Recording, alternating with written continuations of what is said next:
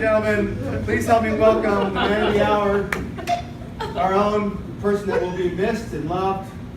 And we roast you hard because we love you hard. There you go!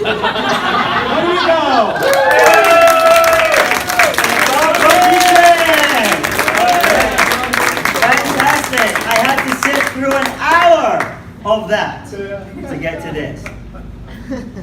Before I begin, I want to preface this by saying everything I'm about to say is said with utmost respect and complete and utter love.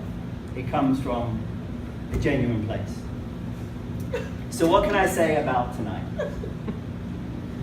But that I have been called worse by better.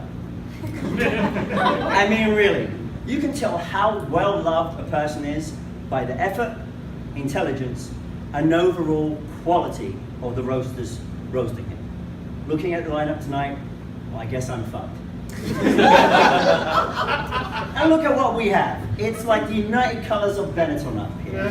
We have a Russian, we almost had a Frenchman, and we have an Englishman, and we also have whatever the hell Damaris is. It's just a nice mix of everything up here. And speaking of notable people, fellow Englishman Nick, he is listed, not a lot of you know this, in Who's Who, as in, what's that? he's really generally one of you, and if you look at him, just look at him right now, he is one of those rare people who looks like a child and a child molester at the same time. And you know, I gotta say tonight, you're roasting me, you really went easy. You are kind of soft, and if you keep going like that, you are never gonna be the man your girlfriend is. But that's just, Nick is genuinely a lovely guy. He would literally give you the straw from his girlfriend's camel. He is a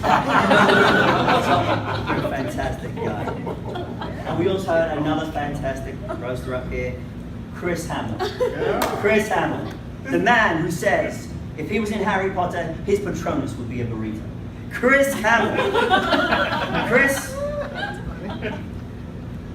you look like what happens when the morning after pill sore. 100,000 sperm, and he was the fastest.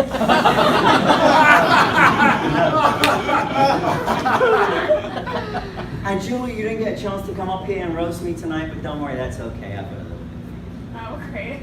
The first time I saw Julie get up on stage, many of you may know this, she had to sing. That was part of it. She belted it out and gave her best effort. And honestly, nothing I could say could cause greater embarrassment and humiliation than that, so I'm just moving around. And another person who is missing tonight, along with Christoph, is Tom. Many of you may have seen Tom Halliday. He is a man who has started at the bottom and has been downhill ever since.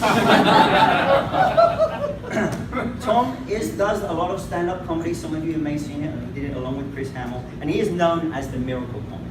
If he is funny, it is a miracle. Seriously, Tom did a 12-minute bit on clothes hangers. Clothes hangers! When the fuck has he had anything worth hanging up? Eric, thank you for coming here tonight. I appreciate all the material. And what can I say? You are just one pair of colored eye contacts away from being an albino. But really, I'm only saying that because I'm jealous of all the people who haven't been. I take me a little bit of fun about Eric, but Bill went into the bit about him having a marijuana t-shirt, and I think you should give him some kudos because Eric actually did come over a big drug problem. So him going to marijuana, it's a massive step. This boy has cut more lines than a crippled kid at Disneyland.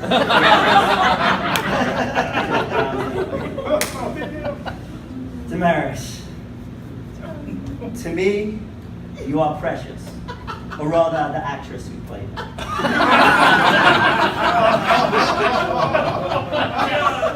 You are the Carmen Miranda of our club.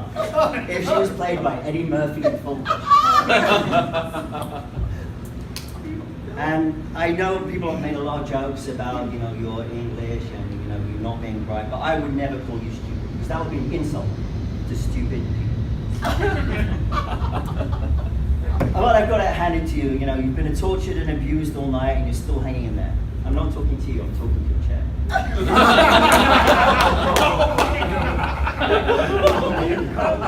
And this evening would be complete without a man who is genuinely out of depth in a parking lot puddle, Mr. Bob Dietrich. Bob, what can I say? You lost a district election race to an octogenarian with faulty depends. I really don't know what that says about you. But you know, he tried to get over it. The weekend he lost the election. He went down to TJ to try and get out of this system. This boy has dropped more coin on hookers than Michael J. Fox at a parking meter. But really, you know, Bob has achieved a lot in his time at Toastmasters. He became club president. Then he became district public relations officer. He became club growth director. And now it's time for him to take the next step that we all await.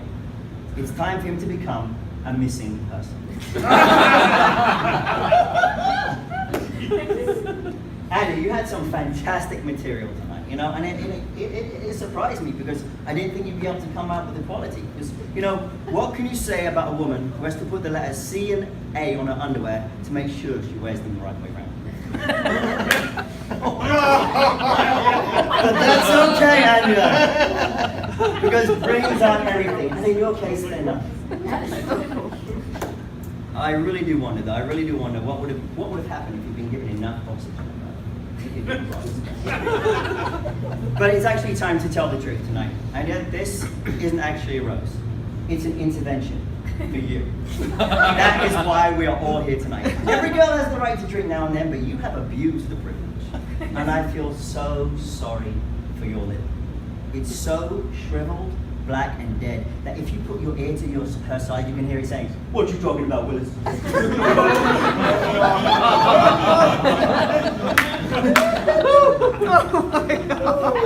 I'd just like to clear up something. At the last roast, Eric Linder was unfairly accused of appearing in To Catch a Predator. Unfair, by Jennifer Dye. Unfairly accused him of it. And to squash those rumors immediately after, he quickly volunteered to join the Make-A-Wish Foundation. You have never seen so many terminally ill kids recover so quickly. Yes. It's actually a fantastic miracle. But you know what? Say what you like about Eric, he is very generous with his candy. Even if he does get confused by you. Glenn, I didn't know so much about you, so I actually had to go on the internet and look it up today. And I looked in your internet profile, and it was really interesting. Glenn is a creative designer. He designs brochures, white papers, invitations, and newsletters. So basically, he's the guy who runs the photocopier at King. And as you found out tonight, he's a pianist, which is appropriate because that's the first word that came to my mind when I thought of Glenn, pianist. You may not know this, but Glenn studied at the Sorbonne in France, which is French for permanently unemployable. But I actually tried to buy one of Glenn's piano pieces online at Amazon.com, and it came up with it said, users who bought this item also bought a shotgun.